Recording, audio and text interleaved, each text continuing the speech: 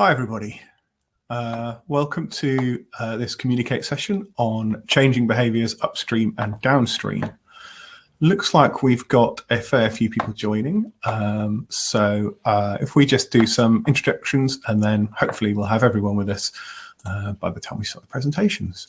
So yeah, behaviour change, behavioural psychology over the last few years, it's really becoming a well-established part of our toolkits. And between us in the audience and around the panel, we're probably responsible for using it in a number of different ways to kind of bring about a number of different environmental and other behaviours. And in this session, we're going to explore some of the theory and the tools to support positive change in the behaviour, not just of individuals, but also organisations as well. So I'm Mark Leach from Bristol City Council's climate team, and I'm running a 3-year communications in a programme to help deliver carbon neutral and climate resilient Bristol by 2030. That's clearly going to involve some behaviour change messaging. And then Jake and Ruby, if you'd like to introduce yourselves, and then we'll hear from Jake initially and then Ruby. So perhaps Ruby, if you want to introduce yourself first, and then Jake, you can introduce yourself and then go straight into your presentation. How does that sound?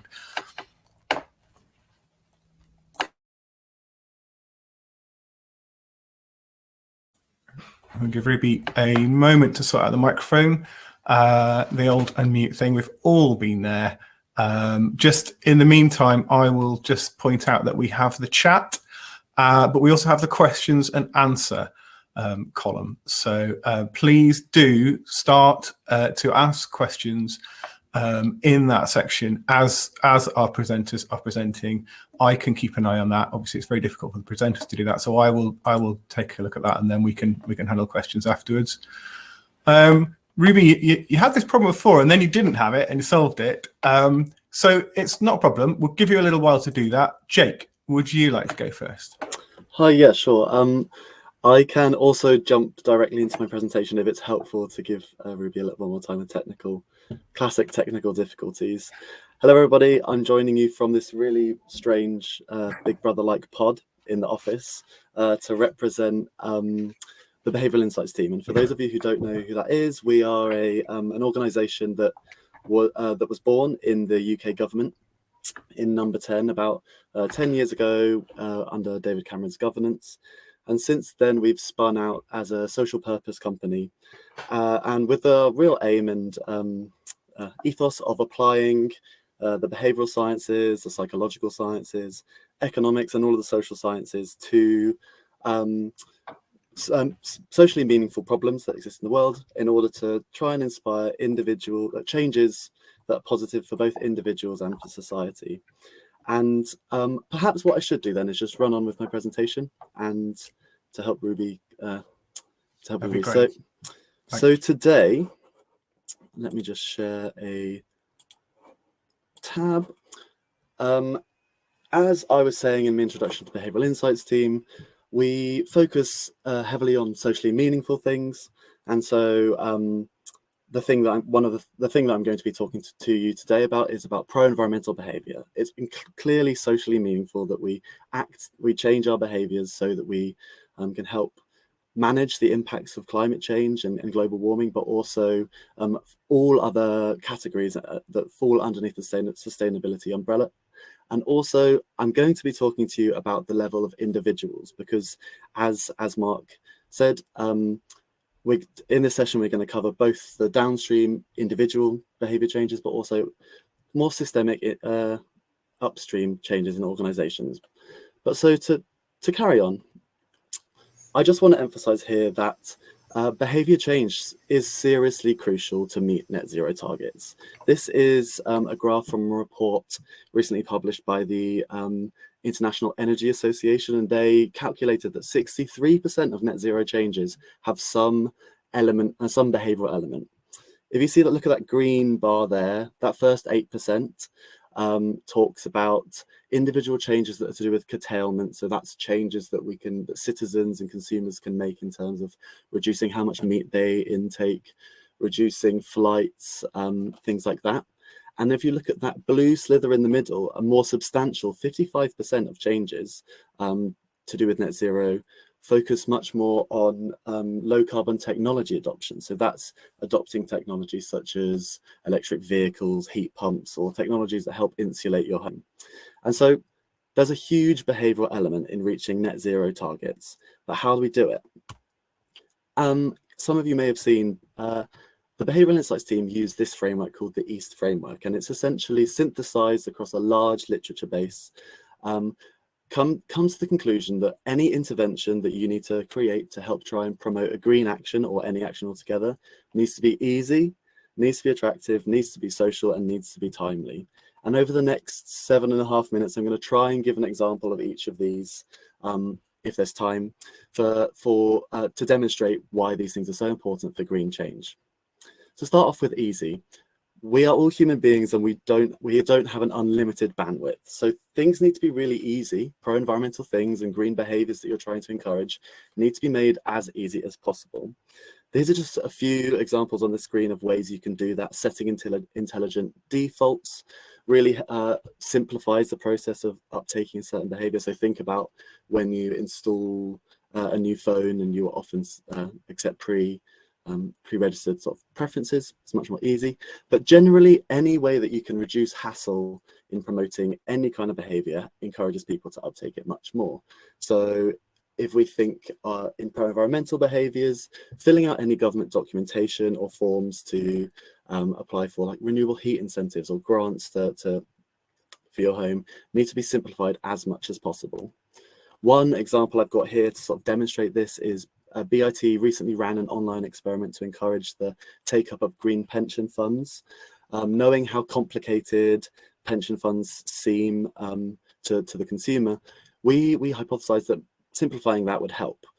So in 2 conditions across 1,500 pension holders in England, we assessed whether communicating the impact of a pension on the environment with simple, clear star ratings would have an impact, but also whether giving green pensions as a default would have a meaningful impact, simplifying the process altogether. And lo and behold, we did find that green defaults appear to be the most effective at increasing take-up of green funds. And as you can see here as well, another significant finding was that simplified green star ratings also really help.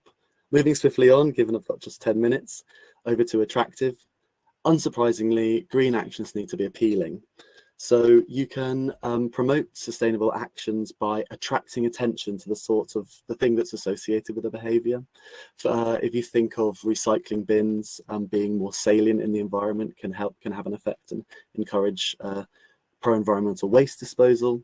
Personalizing any kind of experience to the environment helps. And also providing incentives that don't just have to be financial incentives like paying people to do stuff.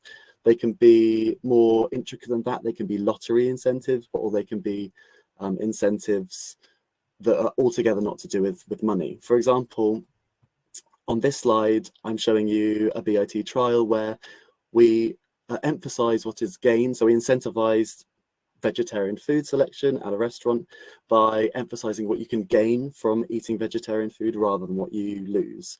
So often you see these meat-free breakfasts or meat-free as a way of advertising vegetarian or vegan food, but as you can see here, it was more effective to make vegetarian food feel more attractive to consumers by describing it as something like feel good, describing about that it has super value as field grown. This is just one example of how making a sustainable action more attractive can increase uptake. Moving on to social. So unsurprisingly, again, we tend to do with green actions things that we just think most people do anyway. So you've got to make a green action as social as possible. This can include highlighting helpful social norms, and I'll give an example of that in a moment. But also things like leveraging networks, encouraging people to share information on social media or recruit friends or family along. One interesting mechanism is children having conversations with their parents about sustainability. Lastly, on this slide, the reciprocity effect. Emphasizing that you're doing something for somebody will make them more likely to do something for you. And I've got an example for this now as well. But firstly, to social norms. This is a famous study. And it was found that comparing local neighbours to one another through social comparisons, encourage them to reduce energy use and reduce the impact on their energy bills. So you can see that individuals, once they're told that they're more efficient than these neighbours but less efficient than these neighbours, tend to adjust their behaviour to save energy by up to sort of 3 to 5%, even in some instances. This is the social reciprocity example here. Working with the Environment Agency, we improved the click-through rate from an advert to encourage people to fill in flood resilience paperwork by giving them messaging. So we're focusing on protecting Plymouth from flooding this winter, but we need you to do your bit too. And found, again, encouragingly, that a location reciprocity frame increased the number of click-throughs by 22%. Lastly, but definitely not least, timeliness is key when you're trying to design interventions that change pro-environmental behaviours. That's because when we're thinking about time, human beings, we all tend to be much more heavily focused on the present. We need to be, things need to be emphasized to us that are the immediate costs, the immediate benefits of doing something green, rather than emphasizing, which is so often the case when talking about climate change or a lot of these issues, the impacts that are far in the future. Secondly, you can also help people plan their time. That could involve helping someone plan a new commute that involves public transport, or plan a route for cycling into work. That can encourage green behaviours more. And lastly, you can prompt people at receptive moments. So an example of prompting someone at receptive moments is a timely suggestion here, where we had a bike share. This is a BIT trial with a bike share program in Portland. And it was found that when trying to promote the bike share program through leaflets and postcards, targeting people who are just moving into the new area, so new movers, had a huge effect on uptake, and they were 4 times more likely to start using a ride share than those who just lived in the area already, but they're there already. And so it's targeting people at these key transition moments where they might be more likely to uptake behavior. Another example of timeliness can come from timely feedback when consumers are purchasing a certain product or using a certain product. Giving key incentivizing information at those time points helps, whether it's running costs of washing dryers or emphasizing the impacts that heated water and water use can have on polar bears and wildlife whilst people are actually using a shower. So EAST is a way to think about how you can change citizens' actions and change consumers' actions. But as I hand over to Ruby, who hopefully, well, technical difficulties have subsided, we asked the question, is it just citizens we have to think about? And even though that graph, again, 63% of changes are behavioural, how much does that onus have to be put on the individual rather than systemic factors? So I'll hand over to Ruby right now and stop sharing my screen. Yes. Thank you, Jake. Can you hear me now? Is the eternal saying of my life. So thank you for such a great session. I managed to catch nearly all of it. I have my own set of notes that I'm definitely going to ask if the audience doesn't get involved. For those of you who I was unable to introduce myself to, my name is Dr. Ruby Roberts. I'm an industrial psychologist and research fellow at the Robert Gordon University. Now, Jake has done an incredible job in kind of covering what we can do as individual citizens and how we can support individuals to make effective change. However, as he indicated, a lot of change actually can come from organizations and companies and big institutions, which can make significant change. So what I would like to do is to talk to you about how you can facilitate that change within organizations with 2 levels. 1, which is the individual decision maker, and 2 is the individual decision maker in that wider organizational culture. Now, I'll be very clear from the outset, most of this research is coming from other industries. It's not pertaining specifically to making sustainable choices. However, we felt that given the relevance of the work that we're going to cover, that hopefully everybody will still be able to get something of value from it. So next slide, please. So when we're talking about driving change in organizations, and those can be any type of change. If you're perhaps Amazon and you're thinking about rolling out electric vehicles on your warehouses, you're thinking about perhaps trying to reduce the amount of printing that goes on in an office, you automatically start to think about the people who are involved in that. So that's the budget holders, that's asking team members what they think about it. And when you start to think about how to affect large scale change, you realize that there are a huge amount of people involved in any large scale change.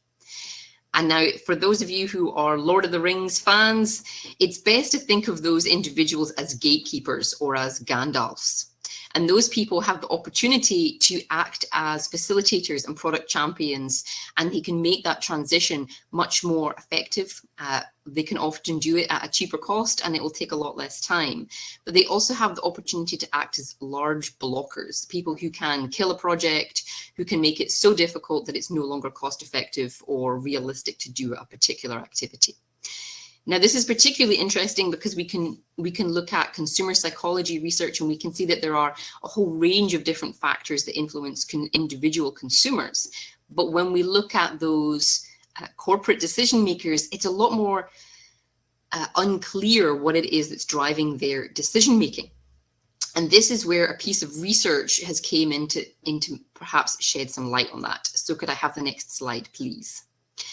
So we wanted to understand what is it that's affecting these corporate decision makers in terms of a specific context around change, and that was new technology. So we wanted to understand why is it that particular gatekeepers will or will not introduce new technology into their organization. Now, I'll be very clear, this was done within the energy sector. So does not have direct relationship to sustainable activities. However, there's now a significant discussion around how innovation and technology can help as part of that sustainability and environmental move, particularly at an organizational level. Now, this was a huge project with a huge number of outputs, but instead what I'd like to do is give you a really brief insight to some of the factors that we picked up on. Next slide, please. Thank you. So what we identified were that there were 6 psychological factors that influence these technology adoption decisions. Now, these factors are specific to introducing new technology, but I think, as you'll see in a moment, many of those decisions for the 236 individuals who are watching may well be familiar. Thank you. Could you put the next slide up again? Thank you. So what you can see in front of you is the Psychological Technology Adoption Framework. Now, that is a very large title, and that's because it encapsulates an awful lot of information. And what you can see in front of you is that there are 6 overarching categories of factor, which we identified as influencing these innovation decisions. Now, within those, there were a set of 15 sub-factors. So you can already see that this is a complex situation where you're trying to facilitate decision-making and facilitate decision-making in change. And some of those might be familiar to you. So things like personality factors, you know, how innovative are you? Are you open to the idea of change? Is that something you're comfortable with? There are also things to do with attitudes. You know, what are your attitudes around technology? Your attitudes perhaps around behavioral change. Is this something that you think is valuable? And do you trust the different components who are part of this? There is also something I wanted to pick up on, which was around motivation. When we were talking about technology, particularly within the energy sector, motivation and concerns around failures and personal incentives were a big part of that. And certainly Jake picked a little bit up on that in terms of how attractive is that change. And that's certainly very true here. How attractive is that change to that corporate decision maker? But also, to what extent do they make that decision based on risk? We talk about risk as if it's an objective number that we can all agree on, but most of our decisions are actually made on risk perception. So those are subjective. They're based on our expertise, or in some cases, lack of expertise, perhaps poor previous experiences if you've tried to do something similar and it hasn't worked, and perhaps it feels a little bit too uncertain. So all of these factors can come together and either help facilitate that decision to make that change, or they can act as blockers. And definitely social norms and subjective norms are a really big factor that we found within organizations. Now, I think Jake very nicely called it the reciprocity effect. However, we called it the herd effect. And that essentially means that companies will act like herds of cattle. Now, it's not very attractive, but it's very accurate, because what we found is where one company was willing to make that change and they saw that their competitors and their peers were doing something similar, they were a lot more likely to make that change. Whereas if nobody was willing to try something out, they would all politely say, thanks, but no thanks. So next slide, please. So we really want to be able to support these individual decision makers. And how exactly can we start to do that in a very short session today? Next slide, please. My best suggestion for those of you who are watching and are thinking, well, that sounds like a really complicated thing to try to do. How can I start? My best suggestion is to think about the individual people who you are trying to include within your team or your projects. Firstly, think about how innovative are they? And that can be easily done by thinking about your colleagues and those who you want to involve in any particular project, and thinking, how open in the past have they been to trying something new? What are the motivations for making these changes? And sometimes discussing motivations can be a difficult conversation, because not everybody is making their decisions based on the right motivations, and in some situations it's often more to do with job security or concerns around promotion or bonuses or conflicting other projects.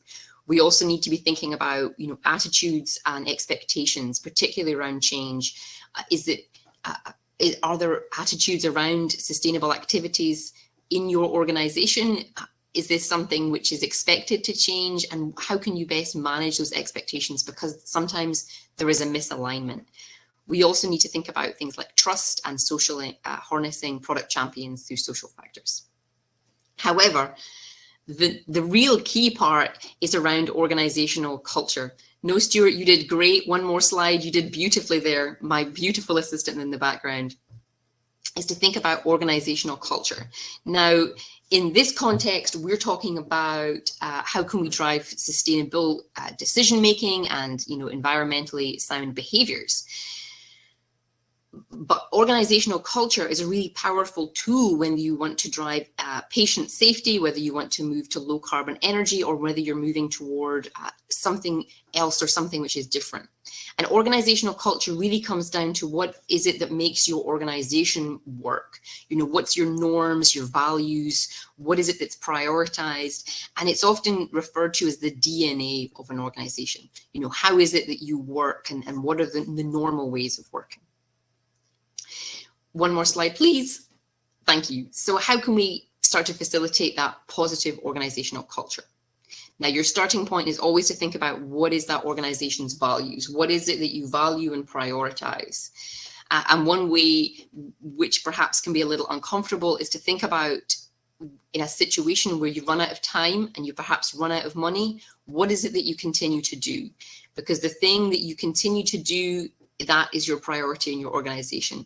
And an example used to be within the energy sector was around safety, and that there was a conflict between safety and efficiency in production. And often where time and money ran out, safety perhaps in the old days used to be dropped. Certainly not the case anymore, but it provides a neat example of how you can understand your organizational culture.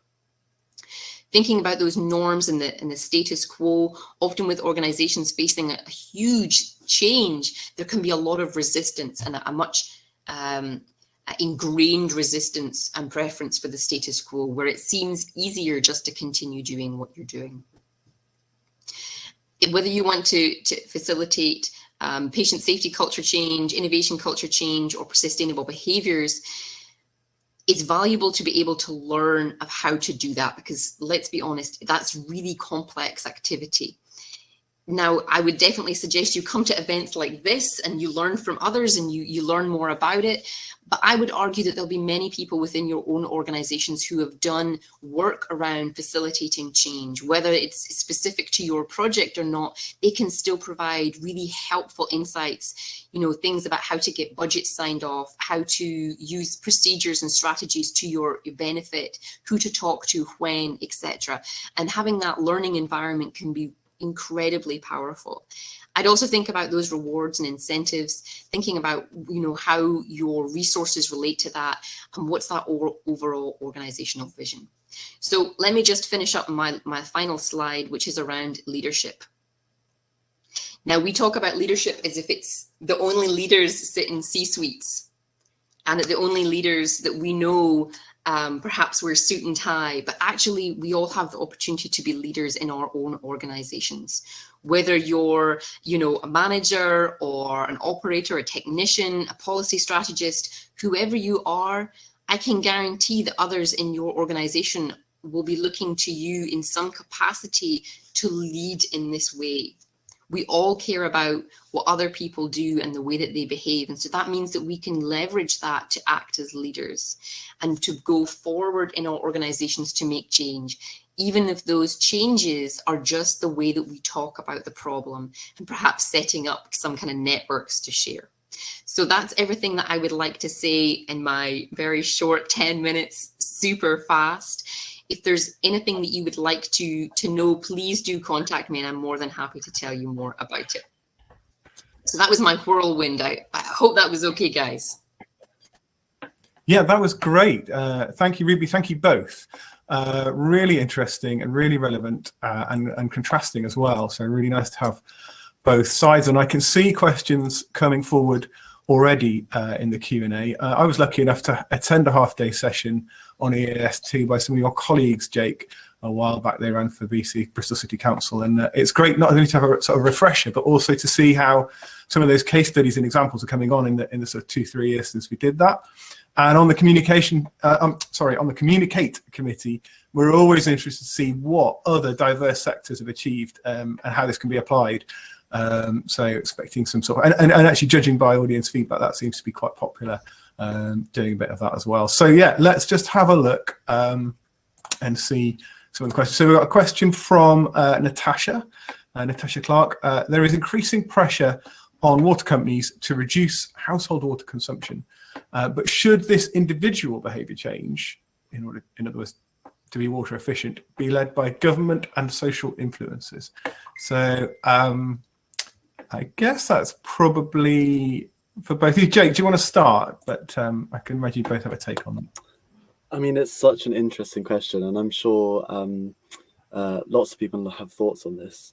I guess the first thing to kind of flag here is that when it comes to changing individuals' behaviours, there are things that you can do. It's like this East model that I've put forward today. Like there are very interesting studies about how they can change behaviours. A lot of the time, you find water companies making the efforts to try and change behaviours through studies, whether it's the way that water bills are sent through to consumers. There's a really interesting finding around personalization. That's where this comes from.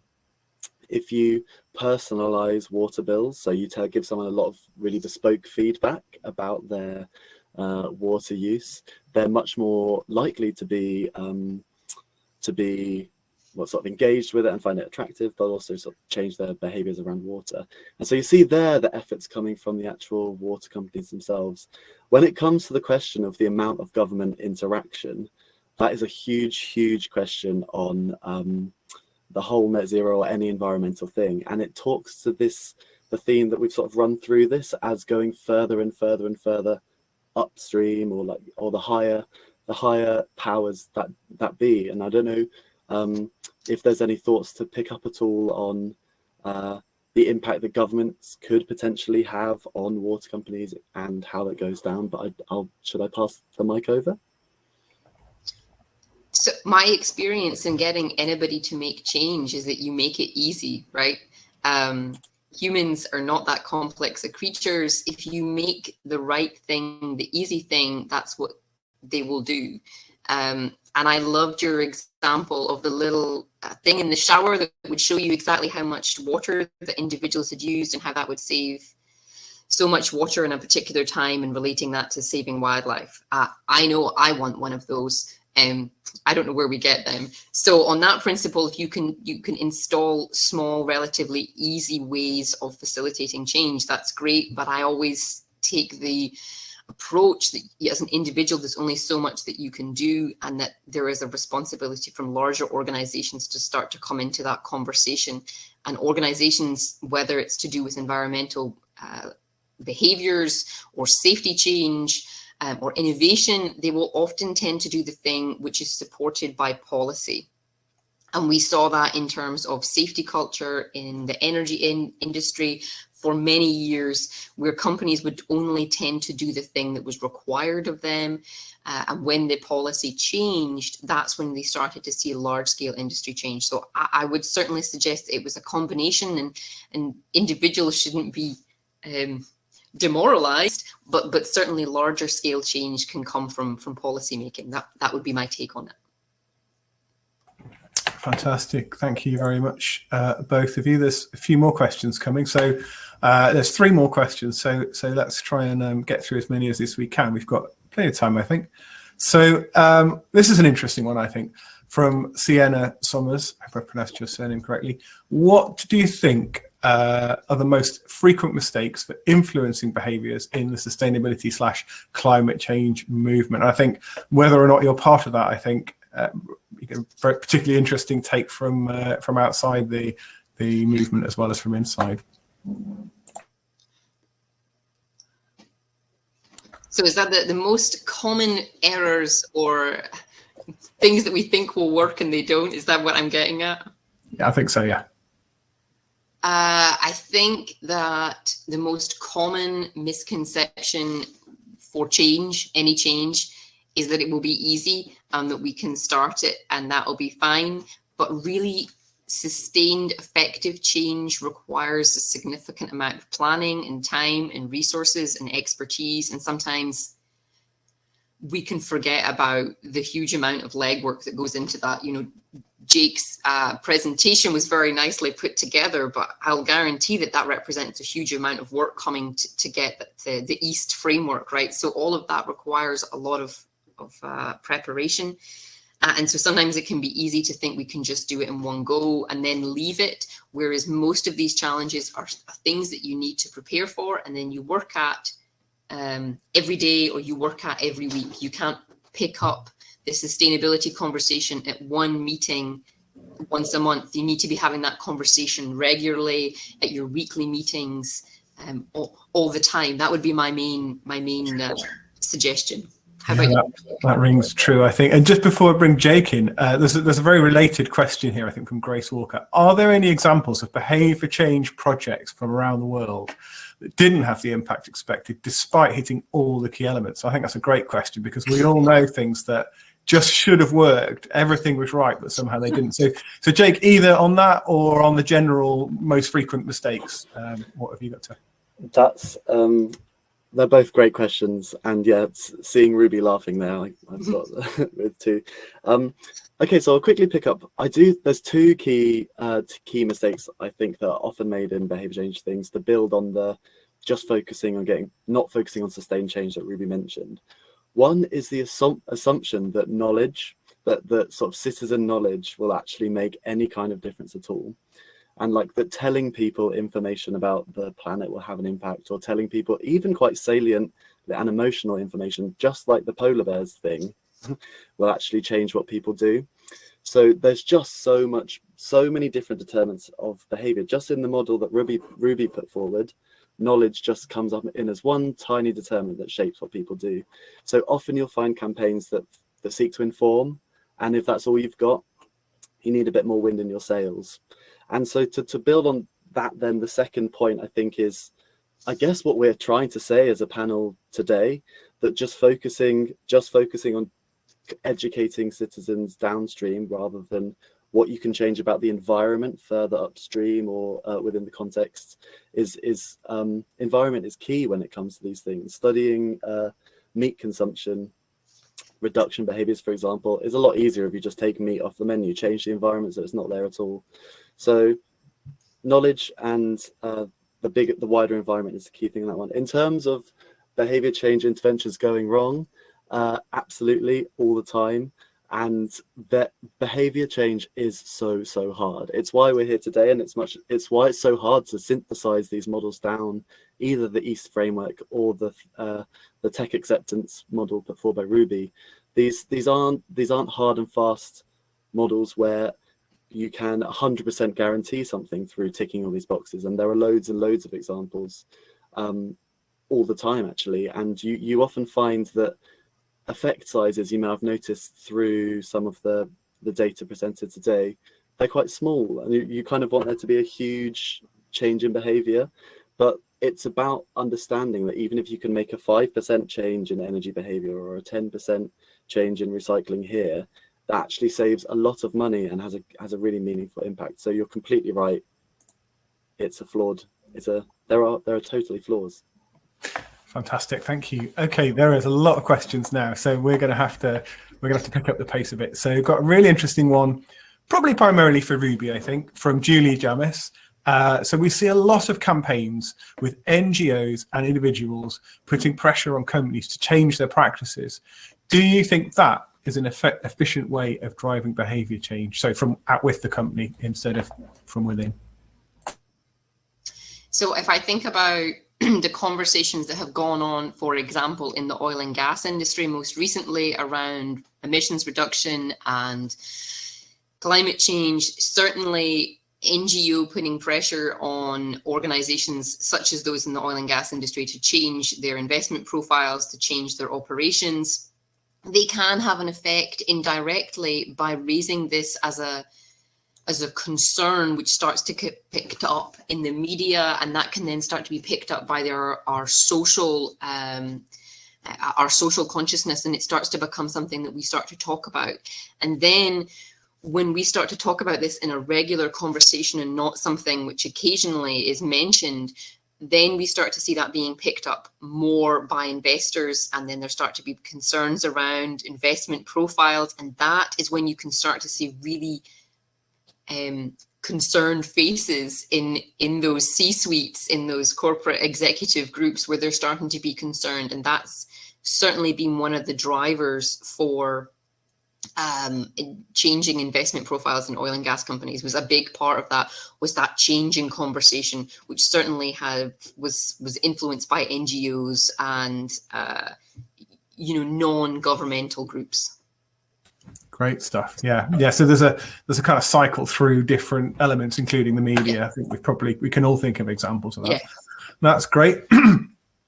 So I think probably this one's more for Jake, but obviously both of you chip in if you want. But Hamish Kale wants to know, is it worth trying to word your projects and campaigns depending on the audience that you're trying to connect with? And I remember when I was speaking to BOT that actually they said they didn't do a lot of, with the programs they were talking about, didn't do a lot of audience tailoring. So I'd be interested to hear your answer, Jake. But yeah, Hamish says, I sometimes feel the traditional green language turns people off. And if you are trying to tailor your wording, then how? You're totally right. And the key word there is tailoring. It's always a good idea to tailor interventions more specifically to a certain demographic that you're trying to target, or certain group of people. And when it comes to, this can be seen if you think about across all behavioral domains, not just pro-environmental things, tailoring is more effective. But if you think of the bigger picture, often it's not viable to do this in terms of actually designing an intervention, say like cost margins come into it, or like how much resource you can put behind actually coming up with an intervention. So the understanding the people you're trying to change is so key. And so I would definitely recommend tailoring. Just to that point about green messaging, it's so interesting this, because I think the picture is changing. There's been a sort of like wisdom amongst pro-environmental behavioral scientists that you should talk about a sustainable behavior change in terms of things like the money that you can save, or the sort of impacts that you could have on jobs by introducing a pro-environmental policy, or the enjoyment factor of it, rather than talking about the just benefits for the planet or the benefits you can have on the local wildlife. That's sort of a received wisdom. But I, through a few trials that BIT have run, and also just thinking as well about conversations that having with policymakers and business people today, because the kind of narrative is shifting around the salience of sustainability generally, I think people are responding more and more to just talking about the issue of the climate crisis. That's really interesting, Jake. I'll have to, yeah, we could talk about that more, and we could have a whole other session, as indeed we have, on kind of tailoring things to audiences. Right, I'm going to, unless you have a burning, pithy response to that, Ruby, I'm going to fire off the last two questions. They're quite different, but I'll ask them together, and we'll see what we can do in the remaining 4 minutes. I think that's what we've got. So yeah, we've got, first of all, are there any specific, we've talked about audience, we've talked about the general public, and we've talked about organizations. Are there any specific behavioral tools you're going to use to influence policymakers, especially, Thomas goes on to say, those who may be clinging to an outdated but traditional policy? And then the other question is anonymous. It's any tips on how to encourage behavior change in situations where your audience may not be in agreement with each other? So you're trying to encourage them to collaborate towards shared goals. So two really interesting questions. Yeah, let's see what you can do with those. Okay, I can do the collaborate one, but I'm going to pass on the policymaker one. That one's a tricky one. So in terms of how to get individuals to collaborate, we've seen that with corporations, where we need to get large companies to collaborate on large-scale technology deployment. And often it's a case of trying to get these companies to work together, which are otherwise competitors, and they do not normally want to do this. One way of trying to do that, there are models, it's called either open innovation or technology innovation systems, and it's essentially setting up partnerships with a clear outline of the benefits for both parties, and then putting in protective measures to protect things like IP and competitive advantage. And it's really kind of like setting out a very clear marriage between those two partners, and that has been extremely successful for facilitating collaboration. I'm happy to share those if anybody would like to email me.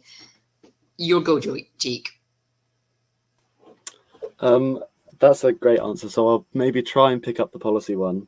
I can't claim to have like a hard and fast answer to this, but thinking through, it's much more similar to the understanding the motivations that might be behind changing business people's or business personnel sort of perspectives. Thinking about how you might be able to get them to think about their legitimacy in that position, their legitimacy as a policymaker, by emphasizing maybe some social impacts. It could be like people in a certain constituency that are worried about environmental issues, but also making them consider that what will happen if they don't act sustainably. I think overall,